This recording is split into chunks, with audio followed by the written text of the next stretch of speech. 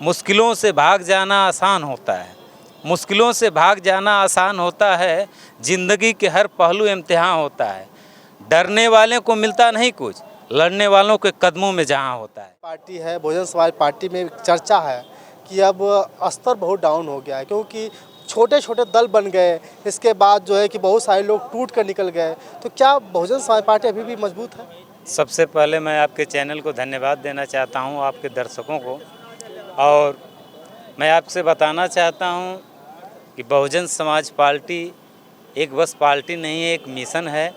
रही वो महापुरुषों के नाम पर पार्टी बनाई गई है, और पार्टी कोई भी हो ख़त्म हो सकती है, लेकिन जो मिशनरी पार्टी हो कभी ख़त्म नहीं हो सकती है।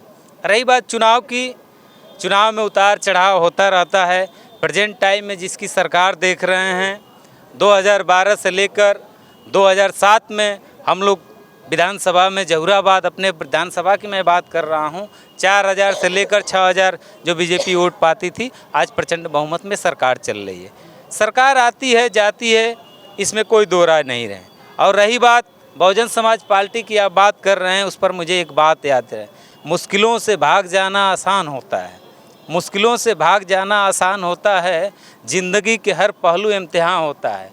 डरने वाले को मिलता नहीं कुछ, लड़ने वालों के कदमों में जहां होता है। बहुजन समाज पार्टी का कार्यकर्ता, जो ज़मीनी कार्यकर्ता, जो मिशनरी कार्यकर्ता है, वो इस चुनौती को स्वीकार करता है। और फिर हम लोग, जैसे 2007 से लेकर 12 में हम लोग सरकार बनाई, फिर 2007 में पूर्ण बहुमत की सरकार रही है, वो समय आ गया है 2027 में बहुजन समाज पार्टी की पुनः सरकार बनने जा रही है।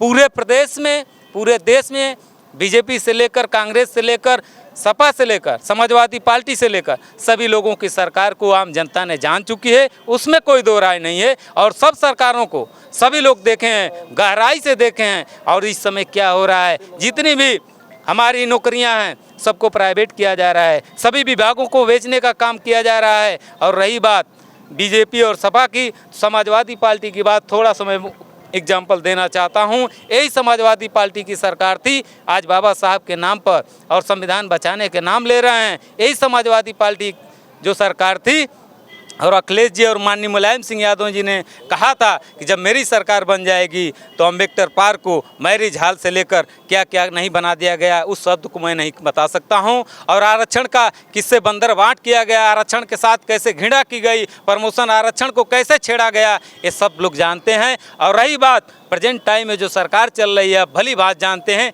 पूरे देश में आग लगा हुआ है, इसमें कोई दो राय नहीं है।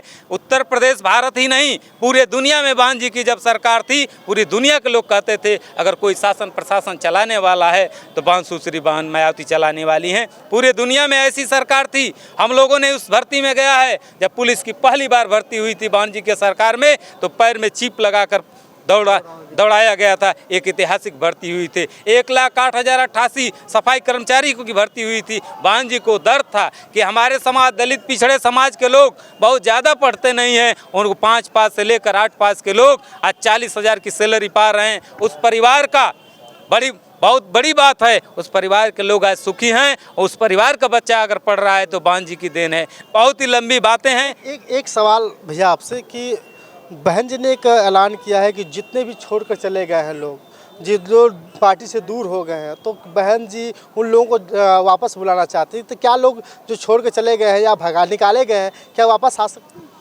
देखिए, जो बहन जी का सवाल आता है कि हमारे पुराने साथी जितने लोग छोड़ के चले गए हैं, चाहे युवा, जो आज के डेट में युवा हमसे जुड़ नहीं रहा है, बहन जी का हमेशा निर्देश है कि युवाओं को जगह मिले, उनको जोड़ा जाए, और जो पुराने साथी हमारे नाराज हैं उनको भी जोड़ा जाए।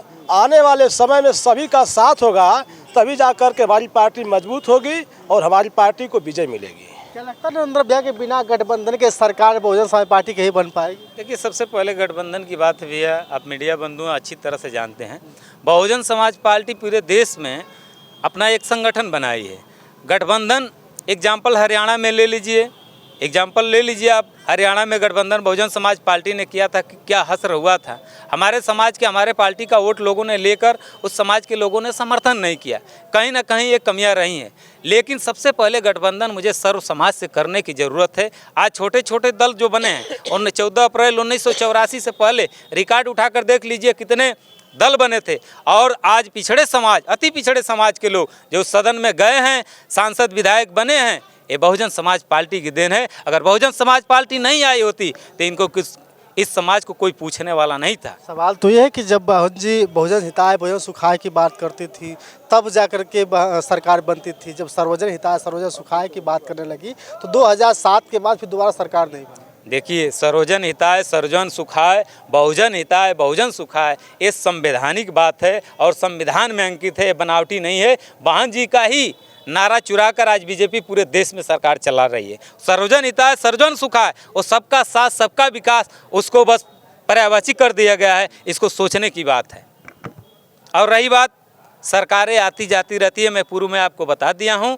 और इस बार पूरे प्रदेश के लोग, देश के लोग जान चुके हैं कि जो भी सरकारें चली है, बीजेपी सपा कांग्रेस की सरकार चली है, सबसे ज़्यादा अगर समीक्षा करिए 26 कल्याणकारी योजनाएं बहुजन समाज पार्टी ने चलाई। एक सड़क पर सोने वाले व्यक्ति को सबसे पहले अगर किसी ने सोचा तो उन्होंने डाक बंगला जैसे कांसीराम शहरी विकास योजना देने का काम अगर किसी सरकार ने किया है तो बहुजन समाज पार्टी माननीय बहन जी ने दिया है। इससे बड़ी क्या बात हो सकती है। बहुत धन्यवाद, बहुत बहुत धन्यवाद। अभी हम गाजीपुर के लोग थे। चलिए, बहुत बहुत धन्यवाद, शुक्रिया।